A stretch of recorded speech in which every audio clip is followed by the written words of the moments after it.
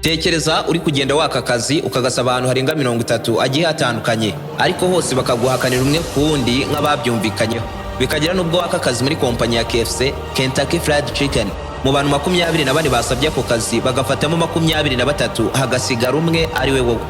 Aha nibwo utangira kwitekerezaho neza, ugatangira kwibaza niba haba hari uwo wagiriye nabi maze akakugirayo. Iyi ni inkuru yumvikana nk'irimo ibikabyo byinshi, ariko niko byagendeye umugabo witwa Jack Ma, kuko akiri muto aho yajyaga kwaka kazi hose bahitaga bamuhakanira na mbere yuko avuga n'icyo ashoboye. Ariko iki cyari ikibazo cy'igihe gusa, kuko uyu mugabo wendaga gusazwa n'ubukene nabwo bwari mu muvumo. Yaje guhinduka umuherwe, isi yose iramumenya, anashyirwa ku rutonde rw'abajijita franga batunze ipinda rirenze rihagije ku isi hose.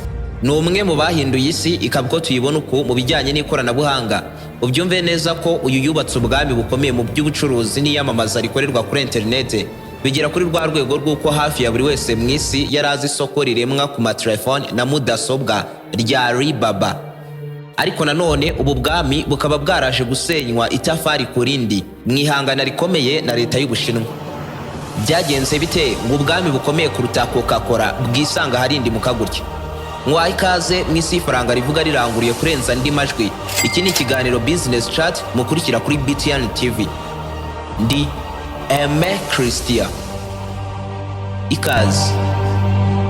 Aho ni wabara arembejwe n'abajura, wikeka inyatsi ku buryo ntacyo ukora ngo kiguhire, mufitanye amakimbirane mu muryango, ukeka ko umugabo cyangwa umugore wawe yaba guca inyuma, nuhirwa mu rukundo, wabuze umukunzi cyangwa urubyaro, naho utageze waka kazi ariko warakabuze burundu.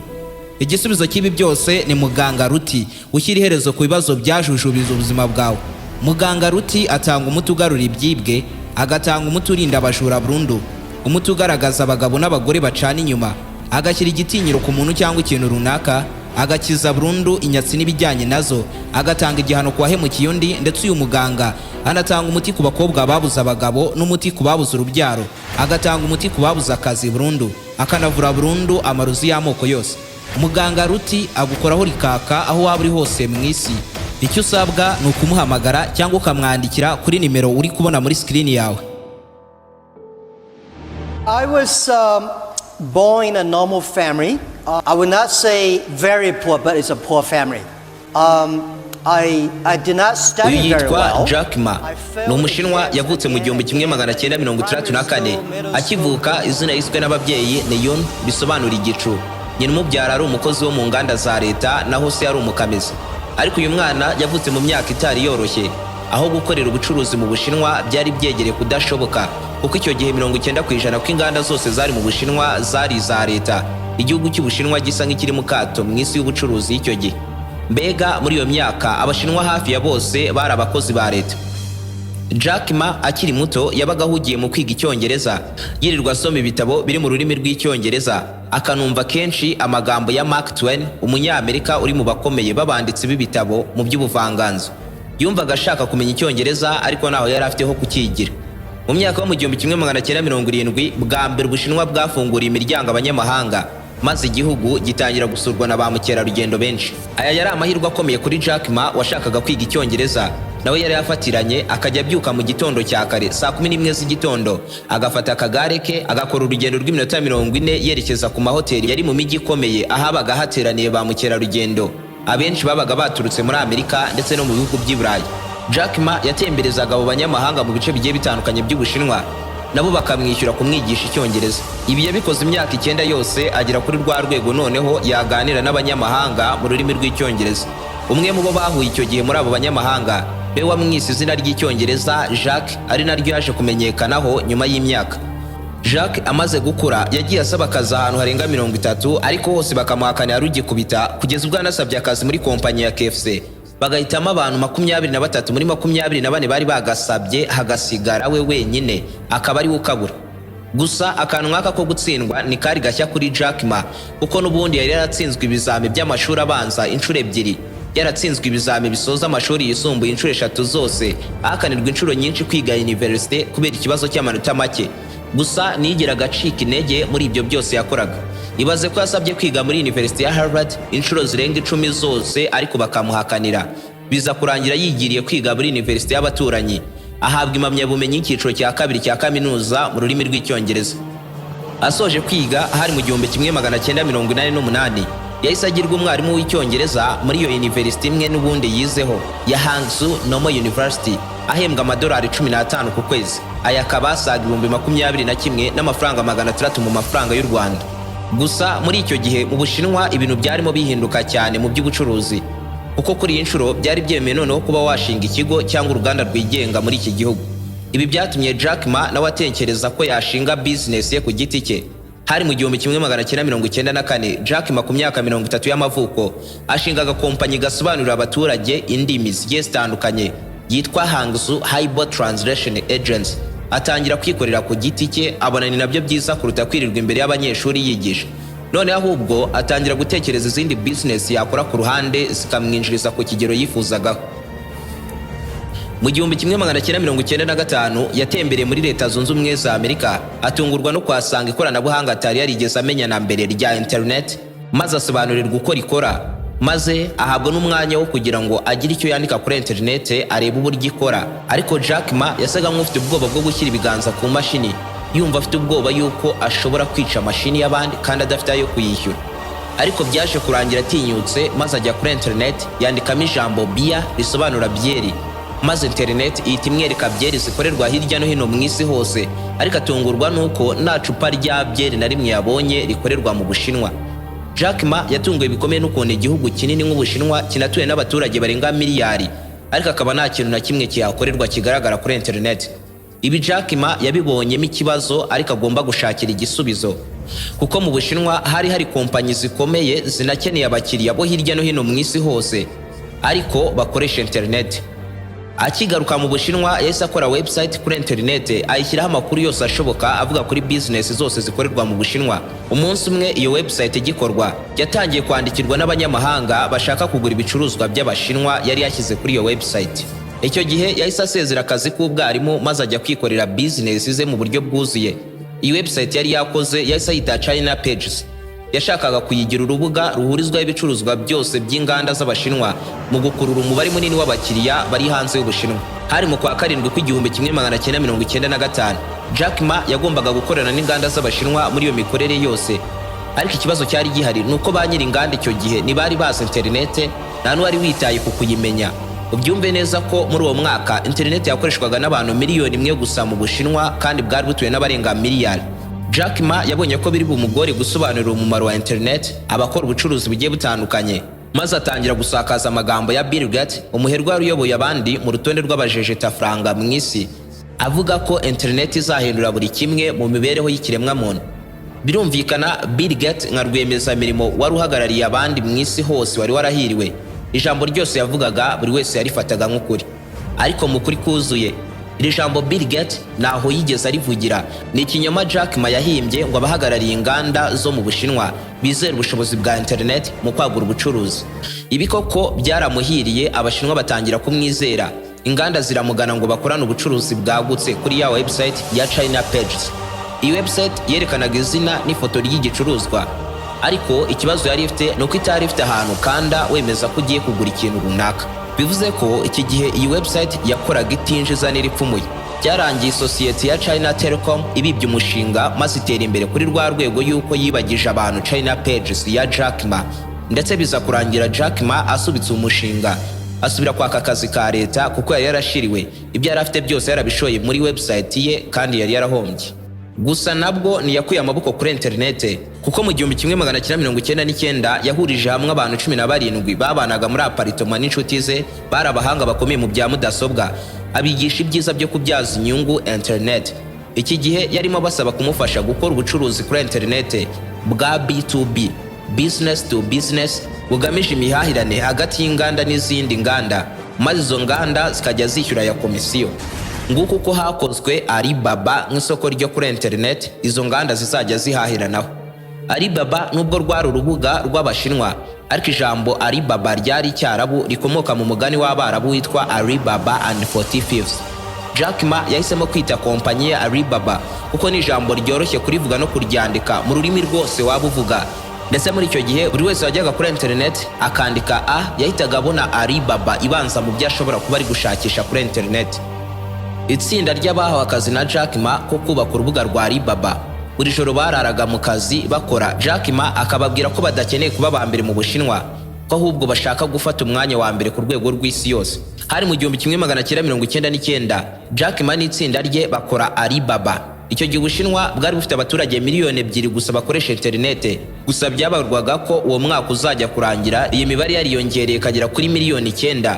Ariko igitangaje, nyuma y'amezi 3 gusa Alibaba ishyizwe hanze, Ubushinwa bwari bufite abaturage bagera kuri miliyoni 17 bakoresha internet. Mbega kubera ubucuruzi bushya bwa Alibaba bwahise butumbagiza umubare w'abakoresha internet bagamije guhahira kuri uru rubuga, bitewe nuko ibicuruzwa byose byari ku giciro gitoya cyane. Gusa ariko amakuru meza kuri Jack Ma nuko muri iyo myaka kompanyi zikomeye z'Abanyamerika zarimo zishaka kwagura isoko, zishaka gushora amafaranga hanze ya Amerika mu gihugu gituwe n'abaturage benshi nk'Ubushinwa.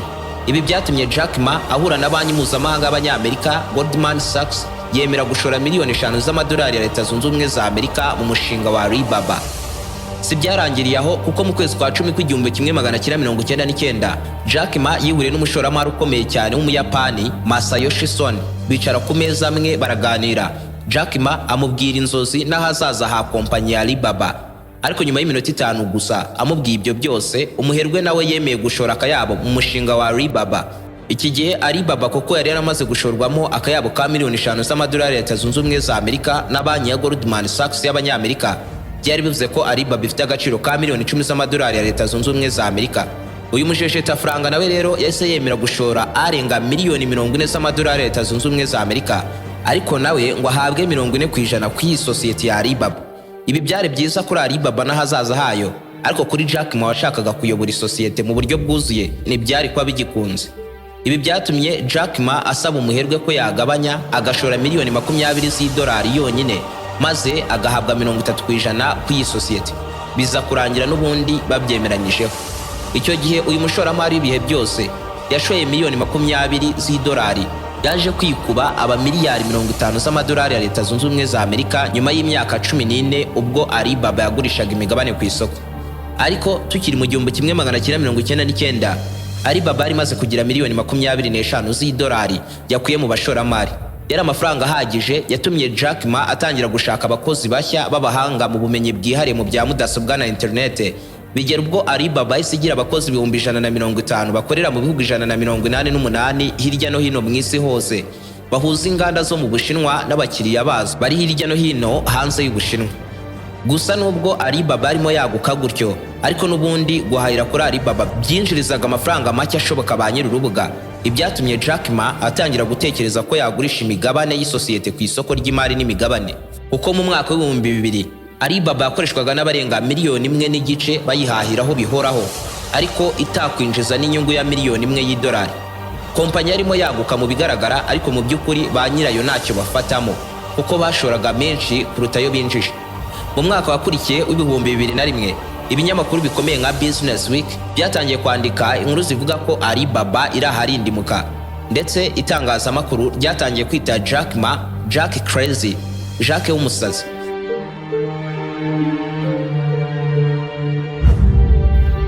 Isosiyete mpuzamahanga ya eBay y'Abanyamerika nayo ikora nk'isoko ryo kuri internet rihuza inganda n'abakiriya, ariko nanone rigahuza abakiriya hagati yabo bagahahirana. Mu 1998 iyi sosiyete ya eBay yagurishije imigabane ku mugaragaro, ishorwamo akayabo k'amafaranga menshi n'abashoramari bakomeye mu isi hose. Agaciro kayo karatumbagira kava kuri miliyari 2 z'idolari kagera kuri miliyari 30 z'amadolari y'Abanyamerika. Iki gihe byatumye kompanyi ya eBay nawe yagura imbago zayo, ishaka gukorera mu gihugu gifite abaturage benshi nk'Ubushinwa. Maze rero eBay ihita igura isosiyete y'Abashinwa nayo yahuzaga abakiriya n'abagurisha yitwaga iChnet. Maze eBay ihita yegukana 80% ku isoko ryose rya iChnet. Gusa ariko mu 2003 Alibaba nayo yakoze Taobao, isoko rishya ryo kuri internet naryo ryakoraga nka eBay mu guhuza ugura n'ugurisha, bitandukanye na Alibaba yo yahuzaga inganda zigahahirana hagati yazo. Birumvikana Jack Ma yashakaga kurema amasoko biratandukanye mu guhuriza hamwe abantu benshi bakajya bahahira ku mbuga ze yakoze. Ariko gukora Taobao byari bivuze ko agiye guhangana byeruye na kompanyi y'Abanyamerika ikomeye mu isi hose ya eBay. Jack Ma n'itsinda rigari ry'abahanga mu ikoranabuhanga bararaga bakora bashaka uburyo bwose barema isoko rikagira abakiriya benshi kuruta eBay. Gusa ibi byari byegereye kudashoboka kuko eBay yari ikize kubarenza, inafite abakozi benshi b'abahanga kubarusha.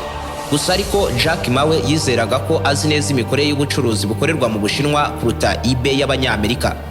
Rimwe yaravuze ati eBay ni nk'ifi nini ya shark iri mu nyanja, ariko twe turi nk'ingona iri mu mugezi. Ati turwaniye mu nyanja twatsindwa, ariko turwaniye mu mugezi nitwe twatsinda. Mbega yarimo avuga ko ifi uko yaba nini kose niyahanganira n'ingona mu mugezi. eBay y'Abanyamerika nubwo ari sosiyete nini cyane mu isi hose, ariko yari igiye guhangana na Alibaba bahanganiye iwabo mu Bushinwa.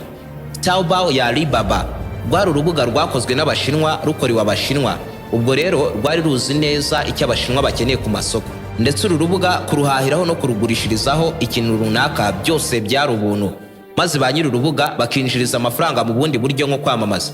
Uko byari ubuntu gukoresha Taobao, byakururiye abantu benshi kuyiguriraho no kuyigurishirizaho ku bwinshi, ndetse banari mu buryo bushya bugezweho bwo kuganira kuri urubuga hagati y'ugura n'ucuruza baciririkanya bumvikana igiciro, byose kandi bigakorwa ku buntu, ibintu bitandukanye n'ibyabiraga ku isoko rya eBay. Iki gihe Alibaba mu kwigarura imitima y'Abashinwa yahisire mu buryo bushya bwo kwishyurana ku masoko yabo bari bararemye bwari bwizewe cyane, yaba ku ruhande rw'ugura n'ugurisha. Mu 2007 Taobao ya Alibaba yakorerwagaho 67% k'ubucuruzi bwose bwabiraga mu Bushinwa ku masoko yo kuri internet, naho eBay yari yarahombye amagana y'amamiliyoni y'amadolari y'Amerika. Bivuze ko Jack Ma na kompanyi ya Alibaba bari bakubise inkoni zo kunda kompanyi y'Abanyamerika ya eBay mu Bushinwa.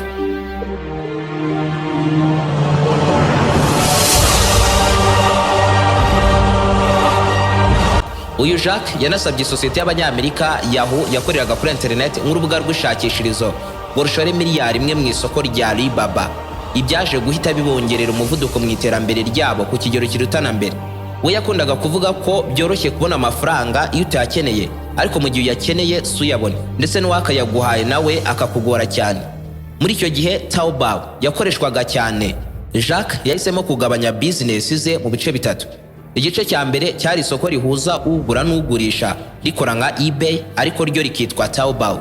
Urubuga rwahurizaga hamwe abaturage basanzwe bagahahirana hagati yabo ubwabo bameze nk'abahuriye ku mihanda, ariko byose bigakorerwa kuri internet, bakanumvikana igiciro nk'abari kumwe, basoza igicuruzwa cyaguzwe kikohererezwa uwakiguze ku buntu.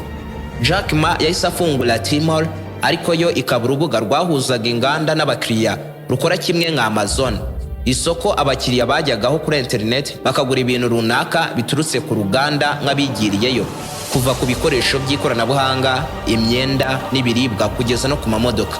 Alibaba yanakoze urubuga bise Itao rukorerwaho ishakishirizo ry'ibintu runaka nuko bigura ku masoko agiye atandukanye mu isi hose. Hari mu 2010 Alibaba ihinduka isoko rinini mu bucuruzi bwose bw'isi bukorerwa kuri internet, banari mu buryo bushya bwo kwishyurana bwa Alipay bwakoreshwaga muri ubu bucuruzi bwose, kugeza ubwo uburyo bwo kwishyurana bwa Alipay bwatangiye gukoreshwa cyane mu Bushinwa nk'uburyo bwo kwishyurana mu buryo busanzwe mu maduka asanzwe akorera mu makaritsiye, kugeza n'ubwo bwakoreshwaga mu kwishyura amazi n'umuriro.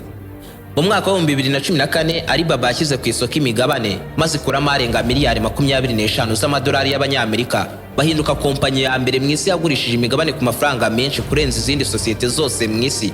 Alibaba ihita igira agaciro ka miliyari 100 z'amadolari y'Amerika, maze nyirayo Jack Ma ahinduka umuherwe utunze za miliyari 45 z'amadolari ya Leta Zunze Ubumwe za Amerika, ahinduka umukire wa mbere ku mugabane wose wa Aziya. Hari mu 2017 Alibaba nyuma y'uko ifite amafaranga inafite buri kimwe cyose ku isoko, yatangiye kwinjira mu myidagaduro, muzika, kubaka amahoteli, gushora imari mu bwenge bw'ubukorano artificial intelligence, yinjira mu buvuzi na siporo. Bahinduka kompanyi nini mu Bushinwa itiza serivisi zigiye zitandukanye za computer nka server, impuzanzira, ububiko n'amasoftware n'ibindi byinshi bigiye bitandukanye bibarirwa mu cyitwa cloud computing. Byagiye kugera mu 2020 Alibaba ari rumwe mu nganda nini mu isi hose, ku kigero kimwe nka Amazon, Facebook, Google na Apple. Jack Ma akigurisha imigabane ya Alibaba yahise anashinga isosiyete nshya ya Anti-Group mu buryo bw'ishoramari bugezweho. Iyi sosiyete ni nayo yari ifite mu nshingano uburyo bwo kwishyura bwa Alipay. Byageze mu 2020 ubu buryo bwishyurirwa harenga tiriyoni 17 z'amadolari ya Leta Zunze Ubumwe za Amerika mu mwaka umwe gusa, ibyatumye bahinduka aba mbere ku isi hose kuri iyi ngingo. Kugeza ubwo banatangiye gupanga kugurisha imigabane y'iyi sosiyete mu mpera z'ibihumbi 2020, ibyabarwaga ko iyi migabane izinjiza amafaranga menshi mu mateka yose y'isi. Gusa ariko mbere y'uko iyi migabane igurishwa ku mugaragaro, Jack Ma yavuze ijambo imbere mu nama y'ishoramari na banki mu Bushinwa mu mujyi wa Shanghai, anenga bikomeye cyane imikorere ya banki n'Ubushinwa, yibasira inzego zose zishyiraho amategeko n'ingamba mu bucuruzi, avuga ko zikora akazi kazo nabi cyane ndetse zimwe zikanabikora mu buryo bushaje cyane butarimo ikoranabuhanga na rike, asa nk'utunze agatoki inzego za leta. Maze rero ibikorwa byo kugurisha imigabane ya kompanyi ye byari byegereje. Leta y'Ubushinwa ihita ibihagarika nk'igihano ku magambo ya Jack Ma yavugiye mu ruhame yibasira leta. Anamburwa inganda zose yari afite mu biganza, zishyirwa mu biganza by'abanyemari bakorana bya hafi na leta y'Ubushinwa. Ibintu bitari byiza na gato ku muherwe Jack Ma. Ntibyarangiriye aho, kuko mu kwezi kwa kane kw'ibihumbi 2021 leta y'Ubushinwa yaciye amande kompanyi ya Alibaba ya miliyari 2 na miliyoni 800 z'amadolari ya Leta Zunze Ubumwe za Amerika. Banasiba imbuga zose za Alibaba ku ma-application y'ububiko azwi nka App Store. Yari afite abazikoresha bagera kuri miliyoni 400 bakoreshaga serivisi za Alibaba, bituma agaciro k'uru ruganda kagabanukaho miliyari 344 z'amadolari ya Leta Zunze Ubumwe za Amerika mu mwaka umwe gusa, bitewe n'uko Jack Ma yashatse kuzamura umutwe ku butegetsi bw'Abashinwa, bagahita basenya buri kimwe cyose yubatse. Byose byarasenywe bisubizwa hasi, ndetse nawe mu buryo butunguranye yahise aburirwa irengero, niyongera kuboneka ukundi mu ruhame.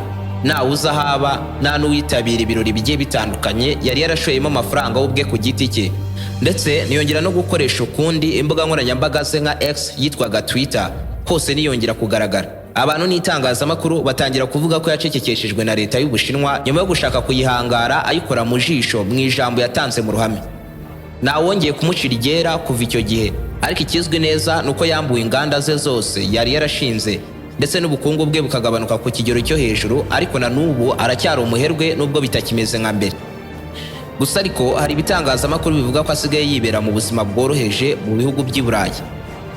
Ni naha dusoreje ikiganiro cya none, ariko iby'ijwi ry'ifaranga rivuga riranguruye nirigarukira kwa Jack Ma na Alibaba gusa, ariyo mpamvu udakwiye kuzacikwa n'ikiganiro nk'iki cy'ubutaha. Iyi yari Business Chat mukurikira kuri BTN TV. Nari Aime Christian.